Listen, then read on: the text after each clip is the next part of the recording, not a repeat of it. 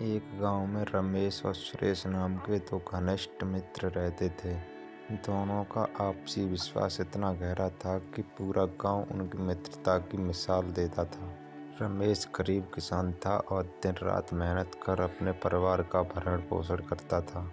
वहीं सुरेश व्यापार करता था और धीरे धीरे संपन्न होता जा रहा था। एक दिन सुरेश ने रमेश से कहा, मित्र, मैं एक बड़ा व्यापार शुरू करना चाहता हूँ, लेकिन मुझे कुछ पैसे की ज़रूरत है।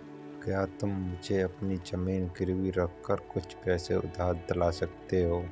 रमेश ने सुरेश पर अटूट विश्वास करते हुए बिना सोचे समझे अपनी ज़मीन गिरवी रख दी और उसे पैसे दिला दिए।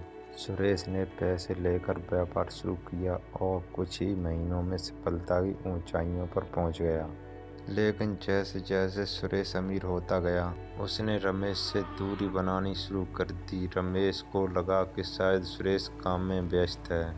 कुछ समय बाद रमेश को पता चला कि सुरेश ने न केवल पैसे लौटाने से इनकार कर दिया, बल्कि उसकी जमीन पर भी कब्जा कर लिया। यह सुनकर रमेश को गहरा झटका लगा। वह सुरेश के पास गया और अपना हक मांगा, लेकिन सुरेश ने कहा, यह सब व्यापार का हिस्सा है। दोस्ती और विश्वास से कोई व्यापार नहीं चलता। रमेश को उस दिन समझ आया कि उसका विश्वास ही उसका सबसे बड़ा धोखा था।